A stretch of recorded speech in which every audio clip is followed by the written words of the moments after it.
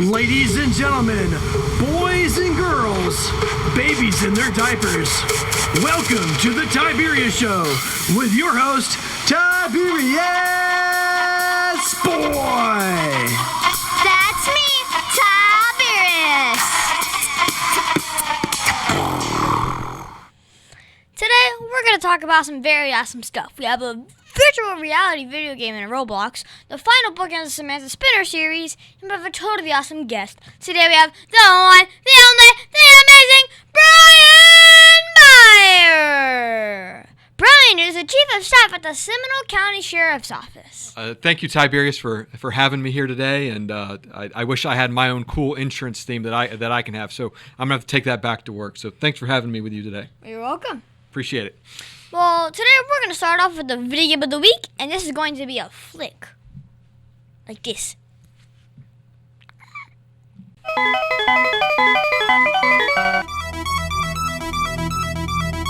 And now it's time for the video game of the week.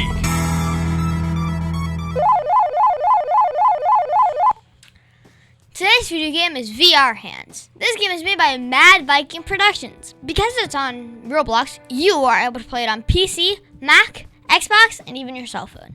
And it is free! You may remember Mad Viking from their other games, Galleon Battles and the next one. See, but this is different, because you can play this in virtual reality, which I have. So first off, you have two types of players. Some are in virtual reality and using their hands to move around the world, and the others are just using their PC and running around the map. If you're in VR, you just see their hands. Now, this is an interesting world with rocket ships and an obby and ping pong tables and some boats to explore. So what you can do is you can move the boats with your VR hands even if some people are on it. So that's cool. It becomes pretty clear that the VR people get to mess around with the other players because they can move stuff and even slap or flick people off the map. I really like the ping pong because they can slap the balls around. That's pretty cool. I don't play games. That sounds cool. Oh yeah. I give VR Hands 10 out of 10 stars because I really enjoyed playing with the VR headset and becoming the master of the universe. CTimothySmithLaw.com. You can call him at 407-801-2667. Wait, you are not Chuck. My dad can help when people get hurt. He loves to help people. If you are ever injured at work or in a car accident, you should call my friend Chuck. You can call him at 407-801-2667. That website again is CTimothySmithLaw.com. Offices, Orlando. Does it actually have that much W's? And now it's time for the book of the week, Samantha Spinner and the Perplexing Pants. This book is written by Russell Gins. Let me read the back of the book. In fact, Bryan, would you like to do the honors? Let's do it. The rain is past, the sun is set, and the cloud has cleared. But salt on the roads, snow is coming. Ooh. It's just like winter is coming. Well, this is an AR book and it's for 6 full points. Rated for 5th grade and 5th month. Well, this is a great book for kids that love mysteries. This is the final book in the series. How many books were in the series? 4, so this is the 4th book. Very good. There's so many pages. So, if you remember from the 3rd book, Samantha found her uncle, but he was not answering any questions that she asked. Well, they defeated the rain, sun, finally the cloud, but there are there's still people that want the umbrella. But I really liked when Samantha was trying to join the snow and take a test because she wanted to find out what was really going on. And then she has to escape. So, how's she going to do that? Well, the codes in this book were really good because there was a puzzle where they had numbers inside the words and you had to figure out which number meant which letters. It ended up telling me to go to her website. Wow. It didn't work. So this was a pretty good series, and I'm sad that it's all over, but it was a great story. Very cool. It reminds me of a Christmas movie that I love, that the kid has to solve a puzzle and just sends him a message, a commercial, The Christmas Story. So I give Samantha Spinner and the Perplexing Pants 10 out of 10 stars because it was really cool that Samantha blew up the door of the building where Uncle Paul was. Because I'm a kaplow. Mid-State Fire has been providing top-quality fire equipment services for 3 generations to the Central Florida area. Don't wait for an emergency to repair. Call Mid-State Fire today at 407-246-8855. Get your fire extinguishers and emergency lighting for both your home and businesses by visiting www.midstatefire.com. That number again is 407-246-8855. And now it's time for an interview of an interesting person. Today's guest is going to be so much fun. Today we have the one, the only, the amazing Bryan Beyer. Bryan is the Chief of Staff at the Seminole County Sheriff's Office. I appreciate you having me here. I've seen some of your interviews, so I'm a little nervous what we're going to do, but I appreciate you having me down here with you, Tiberius. Well, you don't need to be nervous, but these are going to be hard questions. So first off, how are you enjoying being on the show? I'm enjoying it. You know, it's really impressive what you have here in your studio and how you put it all together. So I've done a few radio shows. I've done a podcast recently with Obi Diaz from K92. I don't know if you know Obi. He does it much different, so I think he's got a thing or two to learn here on how to put a podcast together. Huh. Okay, so you are the Chief of Staff, and bear with me, you oversee and is responsible for providing executive level support to the Office of the Sheriff, leading agency-wide strategic initiatives, liaising with external stakeholders, and community outreach efforts. Boy, that's a mouthful. Jeez. Can you just go ahead and tell my listeners what all that means? I wish I could, and it's not any easier than what you say. So I work directly for the Seminole County Sheriff, Dennis Lima. I provide his executive support for any of his strategic initiatives and the operations inside of our agency. I am a civilian member of our agency, meaning that I am not a police officer by trade. I did not go to a law enforcement academy. I do not issue tickets. I do not go to investigations. I don't do any of that. I specifically look at administrative level functions for anything that our independently elected sheriff sees as a priority. So right now in Seminole County, that is addressing the overdose crisis of opioids and mental health in our community to make sure that we are providing the highest level of care to residents. I also have a staff of our public information officers who work with our media every day. And then at any given moment, I serve as the liaison for the sheriff for anything that he needs that provides an external function, such as the Major County Sheriffs of America, Florida Sheriff's Association. I have no 2 days that are ever alike, and it can be a very complicated, but it's a very rewarding job at the same time. Nice. So is it kind of like the Chief of Staff at the White House? It's actually similar to the Chief of Staff of the White House, believe it or not. It's that same function where the Chief of Staff is one of the highest levels in any agency that uses a Chief of Staff. I serve as an executive to specifically the Chief Executive Officer. So in my case, that would be the Sheriff of Seminole County. In the same way that the Chief of Staff for the President serves the Chief of Staff or serves the President of the United States to carry through his initiatives at the same time. That makes sense. Similar idea. Similar idea. So how long have you been doing this? I've been with the Seminole County Sheriff's Office actually right at 4 years, and I've been the Chief of Staff only since February of this year when we went through a strategic realignment in January, announced in February, to start Sheriff Lima's second term as sheriff in Seminole County. So pretty new. So what made you know that this was the go-to job for you? I didn't. And I was selected personally by Sheriff Lima, by our second in command, Under Sheriff Lutamio.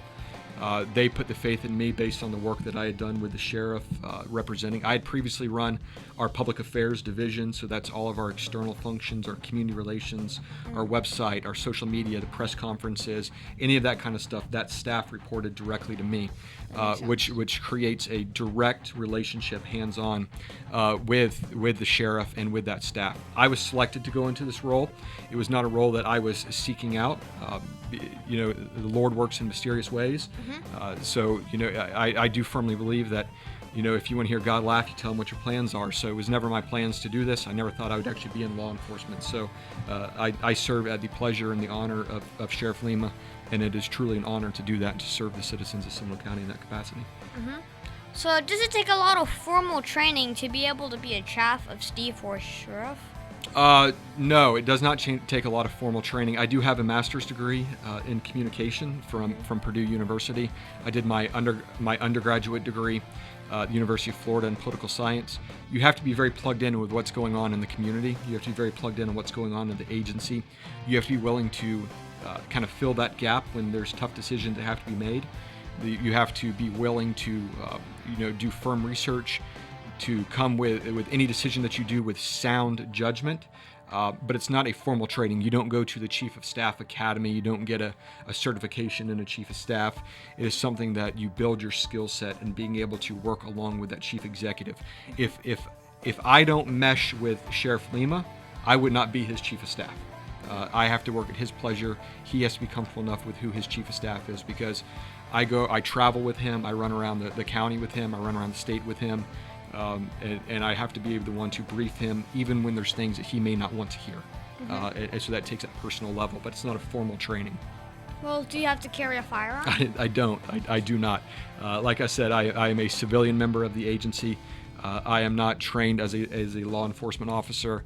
I carry this pocket badge that you see me wearing today that the sheriff has me when I'm representing the agency. But I do not carry a firearm. I do not go through the formal hands-on training. But I admire and respect everyone who does with every fiber of my being. Wow. So what's the best part about working as the sheriff's office? There's a lot. There's a lot that I would say. I think the first thing is that if you have a duty, if you have a servant's heart, it is a wonderful place to be. I am the son of a retired firefighter. My dad served for 30 years. I never thought I would go into law enforcement. And I joke quite often and say that I went into law enforcement so I could actually be a firefighter, because I put out fires all day long. So the best thing is serving the community, because in Seminole County and the majority of Central Florida, even with all the narrative going on about police and we don't trust police, that's not the case here. And you're more likely to get that pat on the back and the thumbs up and the thank you for what you do, even if people don't understand what my role is. And there's something very rewarding to know that you're serving someone else. It's not for you. So that's my favorite thing. Well, do you see any of the criminals, like the bad guys? I do on occasion. So, I don't go out when they're making an arrest, but I will go out to a scene if it's a high-profile scene. So if there's been, say, like a deputy-involved shooting, I will go out. I do try to make it over to our correctional facility. We actually call it a correctional facility, not a jail. We run the jail in Seminole County. So I get to go. I don't have a lot of interaction with them. I don't go to court appearances. I don't have to, like I said, the arrest powers. I don't have that. So not a lot of interaction, but I will on occasion in special circumstances. Well, do you ever get scared when they are near you? I don't. And that's because I'm with the people that do carry the firearms and that are doing the research and they're doing the investigations. And I know that I'm in good hands. They literally trust their lives to each other. So if they're willing to do it, I'm willing to duck in. Listen, if I'm told that I need to hide underneath the table, the first thing I'm going to do is hide underneath the table. So it's as simple as that for me. But no, I don't get scared. I think I was intimidated the first few times I went into the correctional facility. But then when I learned what's actually going on and the operations of it, you just like anything else, it kind of becomes second nature, and you don't really think about it. It's kind of like, hey, don't touch him. Oh, no guns inside the jail though. So True. It's all just training, mainly verbal commands there. But there's an extra layer of protection in there, as you can imagine. So, okay, it says in your bio that the term public affairs, can you explain to my listeners what that means? Sure. So I kind of went into that a little bit. So the public affairs function at the Seminole County Sheriff's Office encompasses community relations, which is when you go to a 5K or festival and you see a deputy sheriff, sometimes we do the paint in the car. It's those type of events. We also have our PIO team, our public information officers who work with our media on a day-to-day basis. Like today, we had a major press conference this morning. Social media is big. Social media is the main channel that we get out to our residents and our citizens. We also have a very innovative program that we run through public affairs that we started a few years ago, and it's faith-based outreach, where we actually have a formal program where we work with our pastors, with the churches, with the synagogues, with the mosques in Seminole County. So we're having a two-way dialogue with them, not just so they know what we're doing and we know what they're doing. Because the problems in your community are most likely to pop up in one of three places: a school, a church, or in law enforcement. So if we can get it in one or two, it saves us on that third side. So a little glimpse of what public affairs is. Also includes government relations, lobbying, and that kind of work. So what's the hardest part about working as a sheriff's office? It can be It's like the hardest part. The hardest part is that it's unpredictable. It's unpredictable. So at any given moment, I am on call essentially 24/7. Since I work for the pleasure of the sheriff and I work directly for him, I have to know what's going on. My phone. It's not unlikely that it rings on Christmas. It's not unlikely that it rings on Thanksgiving. It can be something small. It can be something big. And really, it's just that unprepared at any given moment.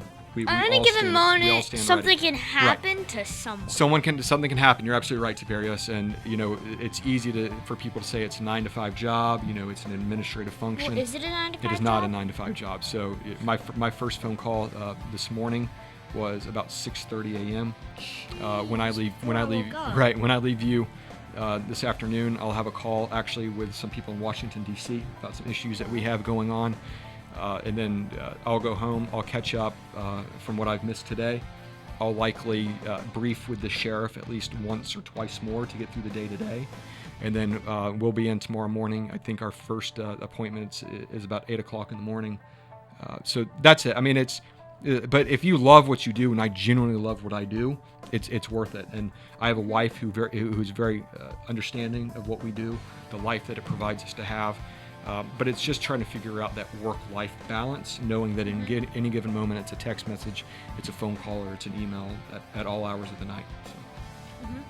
Well, what was the craziest thing that has happened while you were doing your job? The craziest thing that I've had happen while doing a job is it was actually responding out to a call that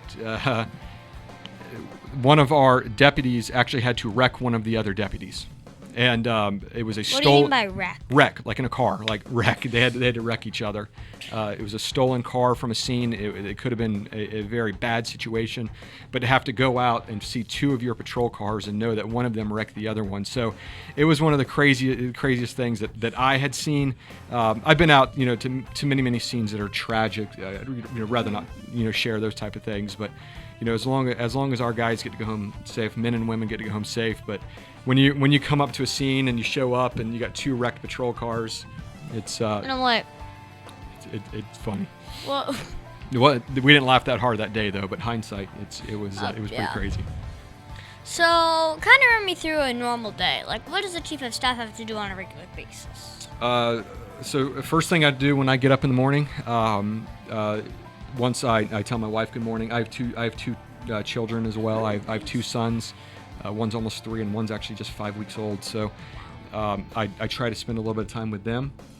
And then I check my email to make sure that I didn't miss anything overnight. So I get a report that comes through at 4 a.m. that provides us an overview of any major incident that happened, not just a traffic ticket or anything like that. But It's like a tragic one. not necessarily tragic, but if you had a deputy who had to get in some type of high-speed chase, or a major ring that was bust, or a store that was broken into, something like that. And we don't have a lot of those. I get a briefing that comes through at 4 a.m. at our shift change. It's via email, so I'll usually read that first thing just so I'm aware of what we're dealing with the day. I'll check my email, go through it. I'll either brief with the sheriff, or I'll brief with our undersheriff, or our public information officer is usually one of the first things that I do in the morning, just to make sure we kind of set our pace for the day. Get a cup of coffee, and then I just try to see where the day goes from there. Usually it's multiple cups of coffee. So. Oh, yeah, that would make sense. So if you could think of one thing that would make your job easier, what would it be? A lot of people have actually complained in the virtual environment of having to do meetings via Zoom or GoToMeeting and all that kind of stuff. For me, the function of a telework works very, very well because, like I was late, and your listeners can know I was late getting here to you today, so you guys are rushing to get me through this. It works in that environment for me to do a teleconference. So I think that would be one of the best things to make my job easier, is that instant plug-in. The other part to make it easier is if technology worked all the time, life would be a lot easier. So would be a lot technology easier. is great when it works. When it does not work, it creates a little bit of problems. But we work on that. We deal with it, adapt and overcome. So, well, I run a radio show and podcast that talks about God during my Lion's Dog segment. So, how do you include God's message in your work? That's a great question. And the fact is, blessed are the peacekeepers. And, St. Michael says that, the people who protect are the ones who were called upon by God to serve. So I think everything that we do, in some sense or another, has to do with doing God's work. We have a very strong chaplains corps that is from many different faiths. We are very respectful of everyone's different faiths and backgrounds, and we try to incorporate that. But I think when you think about law enforcement and what they do, in many aspects of it, it's God's work in every sense of it. So it's a great question. Great question. So, what was the first job that you ever had? Wow, the first job I ever had. So in a funny way, it had a little bit to do with law enforcement, although I never anticipated it to. So my father actually did, I'd said he was a retired firefighter, but he did reloading ammunition for training for the local police department. So I learned how to tumble brass and do all that when I was very young. I did not enjoy doing it. I also picked peas on a farm with my best friend when I was about your age, but we rode bikes at the end of the day. But my first job that I remember getting a paycheck for, I actually was working at a telecommunications company doing inventory out of a warehouse. So I would count diodes one by one in a measuring in a 96 degree warehouse. So it taught me a lot about business and life, but I wouldn't want to do it again.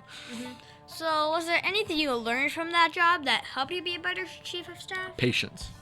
Okay. Patience. I have to be patient. I have to know how to interact, because a lot of decisions that I see, a lot of things I come in interactions with are outside of your circumstances. So if I can learn patience from that's what I would have to say. Well, who helped motivate or inspire you the most in following your dreams? I'm going to give you a few people, if that's okay. For one, obviously my father, who was a public servant in his own sense for 30 years. I did not follow in his footsteps, obviously, but I respect and I appreciate what I learned growing up. You respect and appreciate. I love firefighters. I love what we did. I got my first internship in Orlando. I was at the University of Florida, actually, and I interned for a very well-known person, Dick Batchelor, here in Orlando. Dick is still a friend and a mentor, and he taught me a lot about life, a lot about business, a lot about how to carry yourself, and he taught me a lot about philanthropy and giving back to the community, and I carry that. And other mentors I've had along my way, Eric Gray, who's been a nonprofit leader for several decades here in Central Florida, but now working underneath Sheriff Dennis Lima is an honor. Not only do I get to serve as a chief of staff, he serves as a mentor for me on how to conduct yourself professionally, how to carry yourself in the community, and how to make sure you put your family first. And he reminds me of that all the time. Also a father of two boys himself. So, what advice would you give my listeners if they wanted to grow up and be a chief of staff or a sheriff's office? Don't plan on it. Don't plan on it. I think everything, and that's not to say that you can't. I think that if you set that out as your goal, that it can be really hard to achieve. Yeah. I think if you put everything in your job, whatever you're doing right now, it's kind of cliche to say 110%, but there's a reason they say that. You give everything that you have. You're passionate. I believe in people who are company people, who don't always just go into the job, but they believe in the mission of what you do. I think if you carry those traits and those characteristics of wanting to give back, and again being patient, that's the kind of the person that you'd want to see as a chief of staff. But it's not for everyone because of the demanding schedule, the nonstop, the interruptions, and to have wonderful, loving people around you is important in that too. So, like I said, I never planned on this. It's not something that I sought out. It found me. So that's why I try to do this job with honor and dignity and serve my community. So, I see that you are a Rotarian. So is my dad. So, do you use the four-way test at work? If you don't use the four-way test in your work, you're not a good Rotarian. I believe that. I wish I was a better Rotarian since I became chief of staff. It makes it very hard for me to get to my club up in Lake Mary, working the schedule and having the kids. But I think the four-way test is a model for business, and it's a model for how you live your life. I don't have the wallet on me today, but one of my wallets that I carry the four-way test everywhere I go. It actually hangs on my office wall as well, so that way every day when I come into my office, You can remember. I can remember it. In case there's anything that I have a decision, the four-way test is a fundamental way for how you conduct yourself, so that's great. And for people who don't know the four-way test, I would advise you to take a look. So, how has being a member of Rotary helped make you better at being a chief of staff? Because you're surrounded by people who have those same principles as you. They're by people who are going to hold you accountable for living the four-way test of the things that you're supposed to think, say, and do. But also, it also provides you one of the best networks of resources in the community, regardless. In Seminole County, we have 7 cities. I think there's 6 Rotary clubs in Seminole County right now. The Rotarians know what's going on in their community. So they will often bring a lot of the issues that are going on in the community to you. They're some of the first people to support. My club, the Rotary Club of Lake Mary, does a monthly award for first responder, fire, EMT, and law enforcement. So being around those people makes you a better person, and it makes you hold accountable to the principles that when you become a Rotarian. That makes sense. So, if you had to do a different job from the one that you are already doing, what would it be? Tiberius, I wish I could give you an answer. I wake up every day trying to do this job the best that I can. I think about how can we better serve our community, and when you think about, I work for an elected official, and I really wake up thinking less about what can I do, more about what can we do to make sure that our sheriff gets to serve as long as he wants to in Seminole County. He's been in our agency now 29 years, so I think more about what we can do to make sure that the life-changing things that we're doing in our office can be carried on for the next 4, 8, 12 years and beyond. So it's less about me. I love what I do. I'll do this as long as he will keep me in that position. So. So, if you could go back 10 years and tell yourself something, what would it be? That's a great question. So, 10 years ago, I was already in my professional career. 10 years ago, I was probably doing government affairs work for the American Lung Association. And, at the time, you're all in, you think about it, and you want to know what the next step is. So if I could go back 10 years and tell myself, I would tell myself to give it everything that I have and not worry about the next step. And the reason that I say that is, I got married. I was 24 years old. Got married to my wife, Jenna.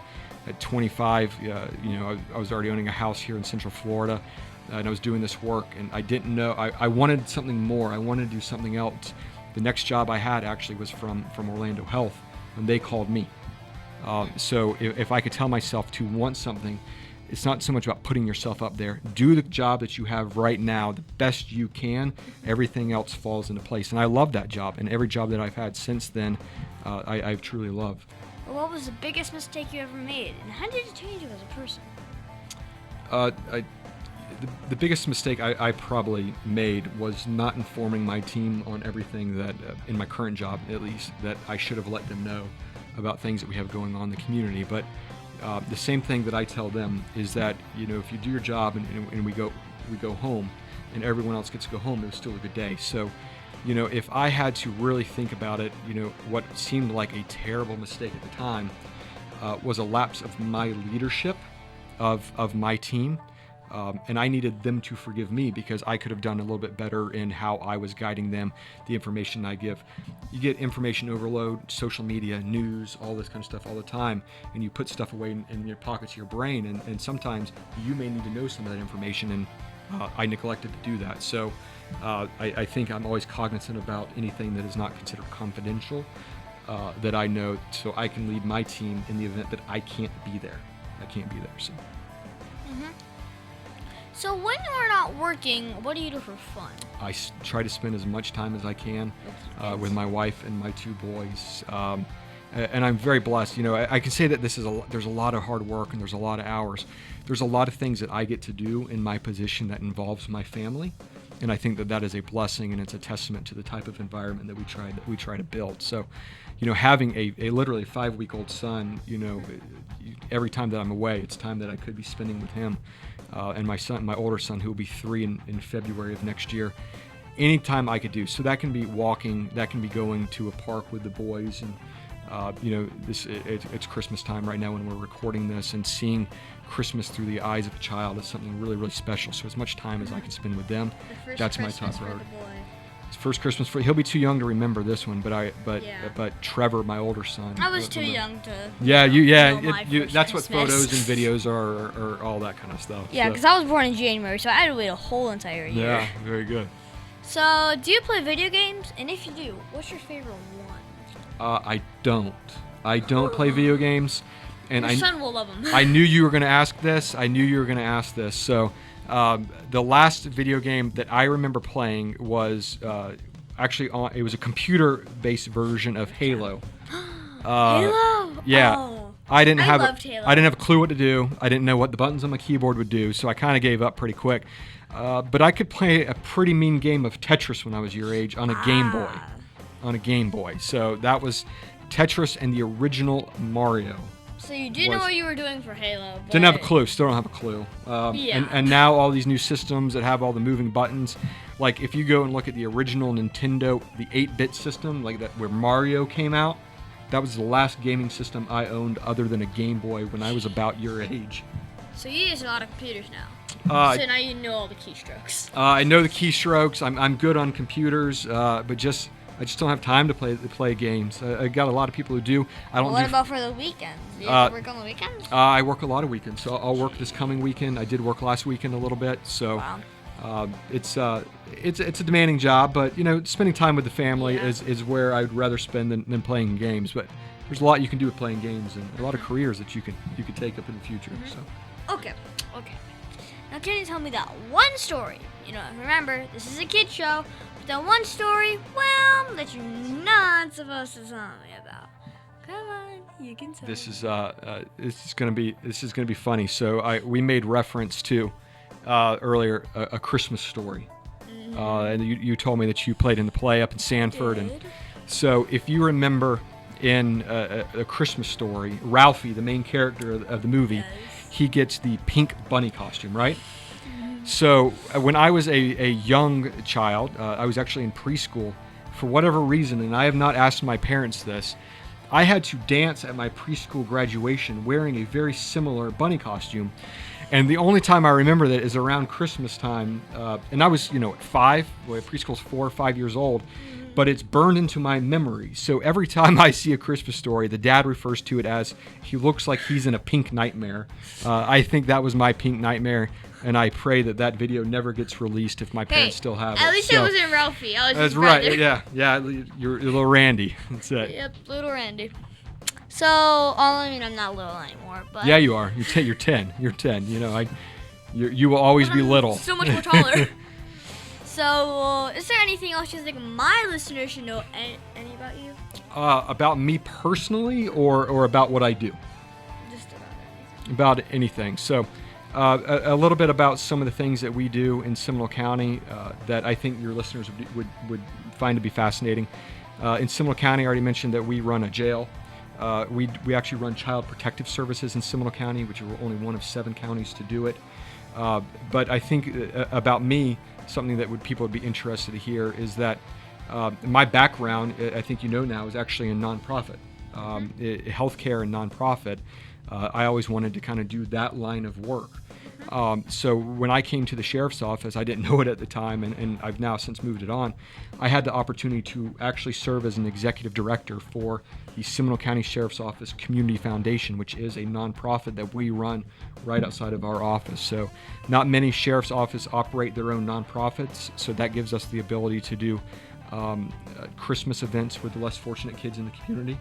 It allows us to do back-to-school drives at some of our schools that are in underserved communities, and it allows us to create scholarships for people to go into this profession who may not have means to do it otherwise, amongst a whole host of other things. But there's something kind of interesting is that, I always wanted to be an executive director of a nonprofit, and I finally got that opportunity when I went to a law enforcement agency, which I never anticipated to do either. Well, do you have a Facebook or a website for my listeners who want to follow you? I would encourage them to follow, actually, the Seminole County Sheriff's Office on Facebook. It's Seminole Sheriff.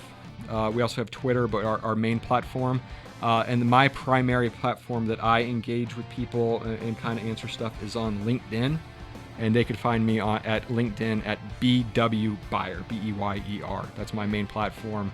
I was a 40 under 40 this year for Orlando Business Journal, so a lot more engaging stuff going on in LinkedIn for me right now than Twitter or anything like that. Well, what is that one question that you think I forgot to ask you? What does my wife think about this job? What does your wife think about the job? Everyone believes, every married man thinks they have the best wife in the world, but I have the most caring and understanding wife in the world. My wife, we have the fortune of having her be a stay-at-home mother with our 2 boys. So for my wife, though, she sees a passion in me, and she also sees that she is part of the family that is the Seminole County Sheriff's Office. So it's not just me, but I'll tell you, it's not just me. It's all of us. It's my parents. When we do promotional ceremonies at our office, COVID really kind of put a wrench in it, but we'll get back to it. Yeah. We invite families to come in and do the pinning of the ceremonies, or to do the pinning of the lapel pins, or anything like that. So it's very much a family environment, but it's my wife that really affords me the ability to be able to do this and to do it with as much passion as I hope that I bring our sheriff and our community. Well, cool. Well, thank you so much, Bryan, for being my special guest. Can you stick around for math corners? Let's do it. I'm not good at math, but I'll stick around with you. Stick around with you. Over 40 years, Lighthouse Central Florida has provided education, independent life skills, and job training to thousands of Central Floridians who live with blindness or any degree of vision loss. Whether it's picking out clothes in the morning or just moving around your community and serving Orange, Seminole, and Osceola counties, contact Lighthouse Central Florida at 407-898-2483 or visit them online at lighthousecfl.org.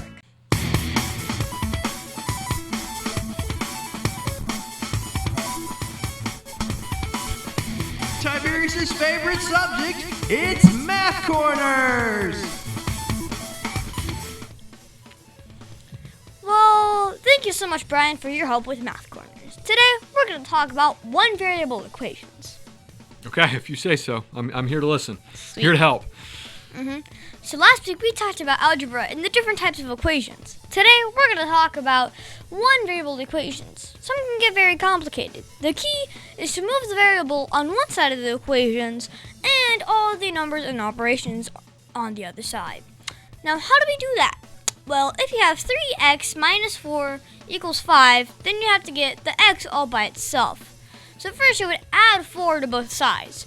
So this would make it 3x equal 9.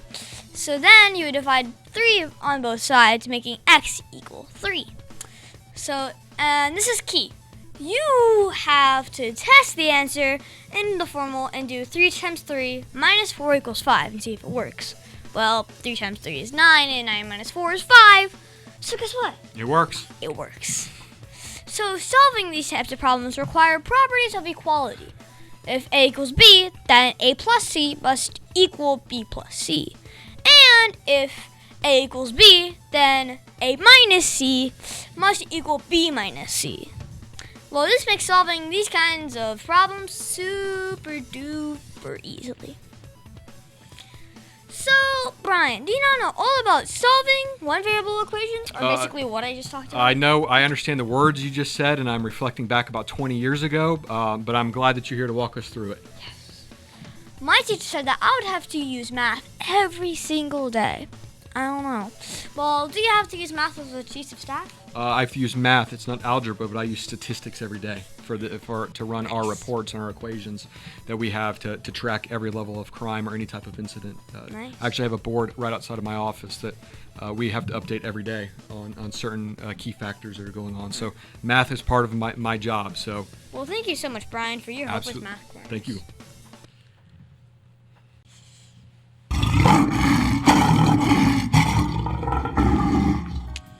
And now it's time for the Heart of a Lion.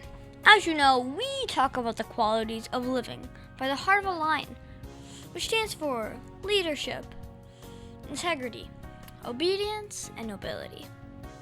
Well, this week we're going to talk about obedience. For me, I think obedience is being fully committed to doing what is pleasing to God. The qualities of obedience are compliance with a good attitude and respect for the laws. You know when someone is obedient when they follow instructions willingly and thoroughly. Well, when I practiced obedience this week was when I had my calendar. My dad made me a calendar to give me reminders about my assignments and tasks that I needed to do each week. Now this means my homework and reading time are on there as well as practicing the scripts and the times for my shows and appearances, like for this one. So now we also put fun stuff like solar bear games as well as when I go to school and reminders of what's here. So this is a lot of cool stuff on one calendar. So the catch is I have to follow it. Now I really don't like doing stuff at the right time, but this is really helping. So far it reminds me on the computer and on my cell phone. And I know if this does not work, then it could be used to turn my cell phone on. So I don't want that to happen. I would rather much make it work before that. So the good news is that I'm being obedient and not missing any of my assignments. So Brian, did you see or use obedience at all this week? Every day. We have to. There's certain things that we have to do to make sure that we're in the right places at the right time. Like you said, a calendar. If it's not in my calendar, to me it doesn't exist. That's what I believe. So I always have to be obedient to my calendar. To my wife and the expectations that make sure I'm home on time. You do not want to absolutely. be disobedient That's to your right. wife. That's right. Well, of all of the Heart of a Lion virtues, which is your favorite? I think that every one of them are important. I think that my favorite would have to be integrity, though. I think it is important that we all live our life and carry ourselves in public and in private with the highest level of integrity. So if my integrity and what I do as not just in my professional life but in my personal life, if it comes in jeopardy, I have nothing else there anymore. So integrity to me is the most important, followed by leadership. We do a lot of leadership training. I've read a lot of leadership books and about leadership traits, but you have to develop your own. But to answer your question, it would be integrity for me. Mm-hmm. Well, we should always try and be lion strong in everything we do. Absolutely. You're 100% correct. Oak Ridge Gun Range is a family-oriented shooting range that has been in business for over 30 years. They specialize in basic firearm training and offer numerous services such as consignments, gun trades, gunsmithing, and concealed weapon classes. I even got my training for gun safety at Oak Ridge Gun Range. Great customer service, and firearm safety is what they do best. So find out more at oakridgegunrange.com. And that's our show, folks. I want to thank the only, the amazing Bryan Beyer for being on my show. It has been so much fun talking with you today, and I hope in the future to visit the sheriff's office and maybe meet the sheriff. I mean, we can skip the jail. Okay, I happen to know the sheriff's chief of staff. I happen to know what his calendar is, and can arrange some behind-the-scenes tours for you to come out and see what's going on and check out the helicopter and all of that kind of stuff. But remember, we can just skip the jail. If you want to go, we can get you. No, you're not old enough. Maybe in 6 years we can get you in the jail. Okay. But we can do all the other cool stuff if you come up and see us. We can do that. Oh, yeah. And thank you for having me. I have enjoyed the time with you today. I appreciate what you do and spreading messages in the community. Again, if you want to connect with me on social media, LinkedIn's the best place to do it because I'm getting old and boring, and that's at BW Beyer, the letters BW, BEYER. But I'd really encourage people to follow us on Facebook at Seminole Sheriff, and also if you want to connect with the sheriff and what he has going on with his priorities, Facebook is the best place to do that at Sheriff Dennis Lima, LEMMA, on Facebook. So also you can find me on Facebook and Instagram at The Tiberius Show. And please be sure to visit The Tiberius Show on YouTube and subscribe. Also hit that like button. Also, be sure to listen to us next week on The Tiberius Show with your host, Tiberius Moore. The Tiberius Show is not filmed in front of a live studio audience. Executive producer, Joseph Boy. Production editor, Pierre Laguerre. Green Room manager, Danny Boy, and your program host, Tiberius Boy. The Tiberius Show is copyright 2018.